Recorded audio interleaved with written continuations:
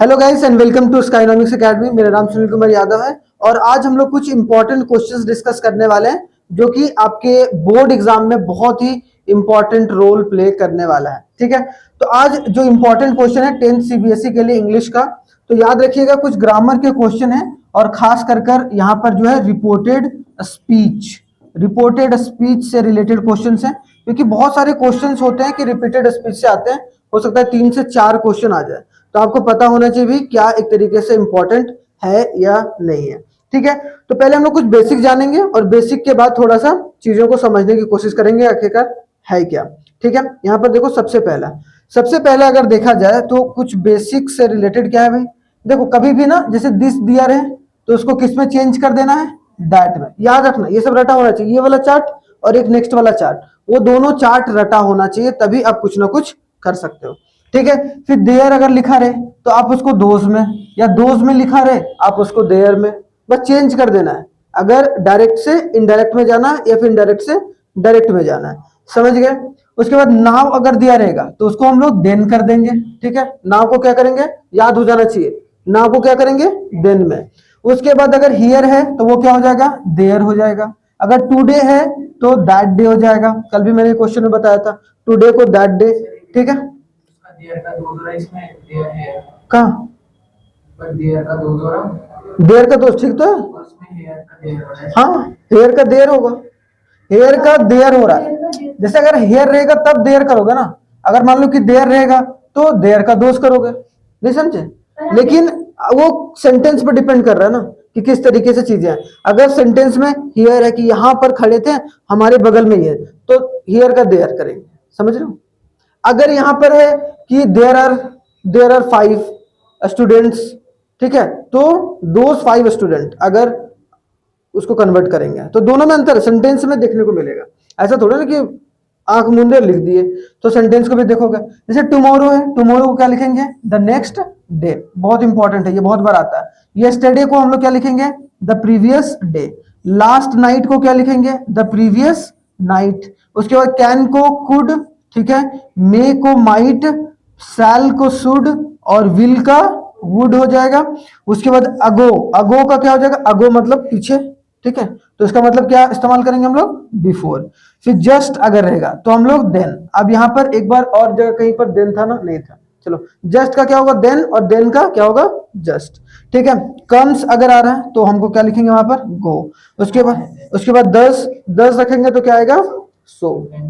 हाँ, यहाँ पर देन, नाउ का देन करना, लेकिन यहाँ पर क्या है भाई, जस्ट का देन। तो नाउ और जस्ट एक ही तरीके का कुछ, कि जस्ट अभी काम कंप्लीट किया, now my work has been completed. तो इस तरीके से अगर कोई चीज आए तो आप एक तरीके से ये वाला पूरा, इसी में से कोई ना कोई क्वेश्चन फंसेगा। इससे बाहर मुश्किल है कि कोई क्वेश्चन आज तक सीबीएसई ने पूछा है। ठीक है, जितना भी उसका प्रीवियस अगर उसका देखो अगर अप्रोच। ठीक है, उसके बाद देखो डायरेक्ट से इनडायरेक्ट करने का जो तरीका जनरल सेंस में क्या होता है। अगर सिंपल प्रेजेंट है, सिंपल प्रेजेंट का मतलब सब्जेक्ट प्लस वर्ब का फर्स्ट फॉर्म प्लस एस और ईएस प्लस ऑब्जेक्ट। अगर इस तरीके का कोई फॉर्म है, जैसे आई राइट, तो क्या होगा, रोट। राइट को क्या लिखोगे, रोट में। तो अगर कोई सिंपल प्रेजेंट टेंस है तो उसको किस में बदलोगे भाई, सिंपल पास्ट, मतलब सब्जेक्ट प्लस वर्ब का सेकंड फॉर्म। मैंने टेंस जब पढ़ाया था मैंने बताया था।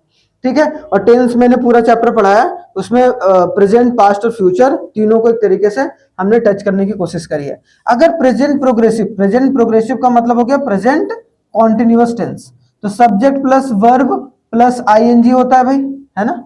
Subject plus verb plus ING plus क्या होता है, नहीं, इसके ऊपर यहाँ पर इज एम और आर आता है, मतलब subject plus is am are plus verb plus ING plus object.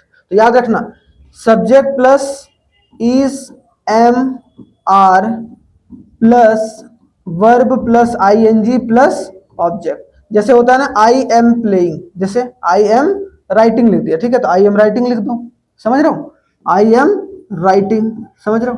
तो आई एम राइटिंग का क्या होगा, पास्ट प्रोग्रेसिव। तो यहाँ पर सिंपल सी बात है, अगर सिंपल प्रेजेंट में टेंस है, मतलब वो सेंटेंस है, तो आप सिंपल पास्ट में बदल दोगे उसको इनडायरेक्ट में। अगर आपका प्रेजेंट प्रोग्रेसिव है, प्रेजेंट कॉन्टिन्यूअस टेंस है, तो उसको पास्ट प्रोग्रेसिव में क्या होता है भाई, सब्जेक्ट प्लस वॉज और were plus verb plus ING plus object, बस सिंपल सी बात है। वहां वॉज और वर आ जाएगा, मतलब इज आर ये एम आ गया, आई के साथ हमेशा एम आता है भाई, ठीक है। तो जनरली हम लोग उसको वॉज और वर में कन्वर्ट कर देते हैं। अब देखो प्रेजेंट परफेक्ट, प्रेजेंट परफेक्ट में क्या होता है भाई? प्रेजेंट परफेक्ट में बताओ, सब्जेक्ट प्लस हैज और हैव प्लस वर्ब का third form plus object present होता है ना। जैसे आई हैज या आई हैव रिटन, ठीक है, ठीक है। तो यहां पर क्या हो जाएगा? पास्ट परफेक्ट में। तो देख रहे हो कहां चेंज हो जाएगा? Past perfect. तो सिंपल सी बात है, यहां तक तीनों तो समझ में आ गया। Simple present, simple past, present progressive, present continuous, past continuous. उसके बाद प्रेजेंट परफेक्ट, तो पास्ट परफेक्ट में हो गया, ठीक है। यहाँ पर हैड आ जाता है, वहां हैज आता है, यहाँ पर क्या आता है? हैड प्लस वर्ब का थर्ड फॉर्म, ठीक है। यहाँ पर अगर सिंपल पास्ट रहे, मान लो सिंपल पास्ट इधर आ गया, तो उसको इनडायरेक्ट में बदलने के लिए ऐसा मत करना कि सिंपल पास्ट है तो यहाँ पर हम सिंपल प्रेजेंट कर देंगे। अगर सिंपल पास्ट रहेगा तो वहां पर हम लोग पास्ट परफेक्ट का इस्तेमाल करेंगे, जो हम लोग इस्तेमाल प्रेजेंट परफेक्ट के लिए करते हैं, समझे। तो यहाँ एक यूनिक चीज है जो कि आपको बस ये याद रखना है कि ये अलग है भाई कुछ। उसके बाद एक और अलग है, अगर पास्ट प्रोग्रेसिव में आ गया तो हम लोग उसको पास्ट प्रोग्रेसिव परफेक्ट में कर देंगे, मतलब पास्ट परफेक्ट प्रोग्रेसिव जिसमें हैड प्लस बीन आ जाता है, had been plus verb plus ING, देख रहे हो। तो यही दोनों जो है वो थोड़ा सा अलग से पूछा जाता है। जनरली अगर ऐसे पूछेगा तो आप लोग उसको बस प्रेजेंट से पास्ट, प्रेजेंट से पास्ट, प्रेजेंट से पास्ट, समझ में आ गया। सिंपल पास्ट में कोई सेंटेंस पूछा, उसको इनडायरेक्ट में क्या बनाना है भाई? हमको पास्ट परफेक्ट। अगर पास्ट प्रोग्रेसिव आ गया, मतलब यहां पर वॉज और वर्ब, सब्जेक्ट प्लस वर्ब नहीं, ये वॉज और verb plus verb plus ING, तो उसको कन्वर्ट किस में करेंगे? हैड बीन, देख रहे हो। दो ही एक्सेप्शन है, यही दोनों, इससे ज्यादा क्वेश्चन आएगा ही नहीं। इसी पांचों में से 1 2 3 4 5, इसी पांचों में से कोई 3 क्वेश्चन आ जाएंगे और आप आराम से कर सकते हो। बस ये चार्ट को और इसके पिछले वाले चार्ट को याद रखना। अब देखो कैसे याद रखोगे, कुछ क्वेश्चंस लाए हैं, देखो क्वेश्चंस को ध्यान से देखना, एक एक करके क्वेश्चंस को देखेंगे और समझने की कोशिश करेंगे, ठीक है। सबसे पहले बोला convert into a reported speech, जैसे बोला ही सेड आई एम टायर्ड, तो सिंपल सी बात है भाई, ये डायरेक्ट में दिया हुआ है ना। और उसको हम लोग क्या बनाना है? इनडायरेक्ट में बनाना है, हाँ या ना। तो बोला ही सेड आई एम टायर्ड, तो यहाँ क्या? ही said that he was tired, क्या बोला? He was tired. I am था, वहां पर क्या हो गया? वॉज और वर में कन्वर्ट हो गया कि नहीं हो गया? अभी मैंने बताया कि अगर प्रेजेंट कॉन्टिन्यूअस में रहेगा तो पास्ट कॉन्टिन्यूअस में बदल जाए। कौन? अगर सिंपल प्रेजेंट रहेगा तो अगर वॉज और वॉर प्लस, देखो नहीं यहाँ समझो ना, एम है ये वाला, देखो ना एम है, उसमें क्या बदल गया? वॉज और वॉर में बदल गया। इज एम आर, वो किसमें बदल जाएगा? वॉज और वर्ब में, और टायर्ड ही रहेगा, ठीक है। आईएनजी इसीलिए ना कि यहाँ टायरिंग नहीं लिखा हुआ ना, यहाँ लिखा रहता तब ना उसके हिसाब से चलते हैं, यहाँ पर तो टायर्ड ही है, तो क्या लिख दिया? ही said that he was tired, कि वो टायर्ड था, ठीक है। यहाँ पर देखो चेंज द रिपोर्टेड स्पीच, यहाँ पर सी said I will visit you tomorrow, क्या लिख दिया? आई विल विजिट यू टुमारो। तो हम लोग क्या लिखेंगे? टुमारो को क्या लिखते हैं? नेक्स्ट डे, पहले ये बात याद रखना है। तो हम लोग क्या दें? She will visit, I will यहाँ पर सी है भाई, तो she said that she would visit, would क्यों आया भाई? विल का क्या होता है? वुड होता है, तो हमने विल का वुड लगा दिया और टुमारो का नेक्स्ट डे लगा दिया, बाकी आप सजाने जानते हो। She said I will visit you tomorrow, क्या है? She said that she would visit me the next day. कितना आसान है, बस इसको 2-4 बार पढ़ोगे तो अपने आप ही सब कनेक्ट होने लगेगा, समझ में आया। आगे देखो नेक्स्ट में कुछ क्वेश्चंस, आगे देखो क्या बोला? They said we are going to the market, we are going to the market, तो यहाँ क्या बोला? दे सेड दैट दे वर, क्या बोला? यहाँ पर आर आ गया ना, तो यहाँ पर आर का क्या हो गया? वर हो गया, तो they were going to the market. आई बात समझ में? यहाँ पर क्या होगा? They were going to the market, simple सी बात है, समझ में आ गया। उसके बाद देखो यहाँ पर क्वेश्चंस और क्या? सी आस्क्ड, क्वेश्चंस वाले आते हैं कभी कभी, ठीक है, क्वेश्चंस पूछ लेंगे। तो she asked did you see the movie, क्या तुमने मूवी देखा, ठीक है, ये देखी। तो सी आस्क्ड इफ, कल भी मैंने बताया था क्वेश्चन मार्क में आपको क्या इस्तेमाल करना है? इफ का इस्तेमाल करना है, क्योंकि इफ क्या होता है कि वो जान नहीं रही कि भाई वो गई थी कि नहीं गई थी या देखी कि नहीं देखी।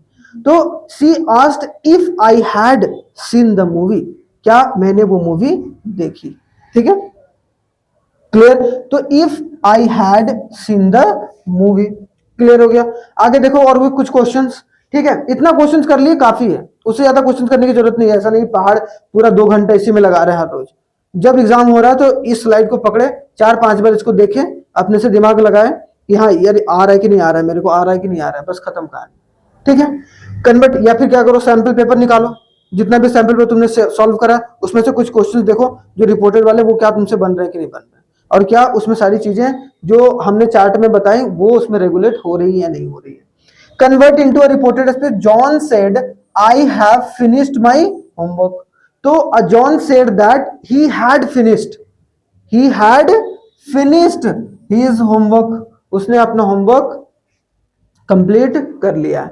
सी said I am not feeling well, मैं फील अच्छा नहीं कर रही हूं, मतलब सी वॉज, यहां पर एम था यहां पर वॉज आ गया, सी वॉज नॉट फीलिंग वेल। आई बात समझ में? तो देख रहे हो ज्यादा दिक्कत ही नहीं हो रहा है, बस आपको थोड़ा सा कनेक्ट करना आना चाहिए, तो स्थिरता से करोगे तो आप आराम से समझ में आ जाएगा। उसके बाद देखो और नेक्स्ट क्वेश्चन कुछ देखो, या फिर क्वेश्चन आ गया ही आस्क्ड। अब बोलोगे सर यहाँ पर इफ क्यों नहीं आया, देखा he asked where are you from, तो he asked where I was from, या इफ का शब्द कोई मतलब ही नहीं बनता। If she he asked if, यहाँ वेयर अपने आप में ही एक संदेश या फिर एक क्वेश्चन मार्क डिनोट कर रहा है कि तुम कहां से हो, इफ लगाने की जरूरत यहां पर नहीं है, सिंपल सी बात है। तो वेयर आर यू फ्रॉम, तो he asked where I am from, I was from. ठीक है, I was from, clear. I was क्यों है, क्योंकि यहां पर आर था, देख रहे हो यहां connecting.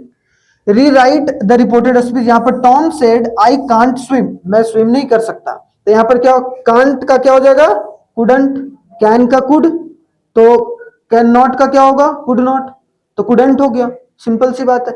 Tom said that he couldn't swim, खत्म कहानी, यहां दिमाग नहीं। Tom said I can't swim, तो Tom said that he couldn't swim, तो ही आ गया। अब यहां देख रहे हो आई शब्द कभी भी आ रहा है तो हमारे पास क्या देखने को मिल रहा है, ही निकल के आ रहा है। अगर कहीं लड़की का संदेश है तो सी निकल के आएगा।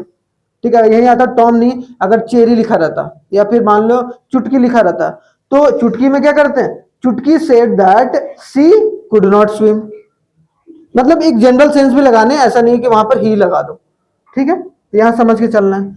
लास्ट देखो यहां पर क्या है, सी सेड आई मे गो, अब देखो यहां पर I may go to the party, may का क्या होता है, माइट, सिंपल से, तो she said that she might go to the party, simple सी बात है, go to the party, go to the party, might go to the party. यहां देखो भाई, he said I must finish this today, तो must क्या हो गया भाई यहां पर, तो he said that he had to,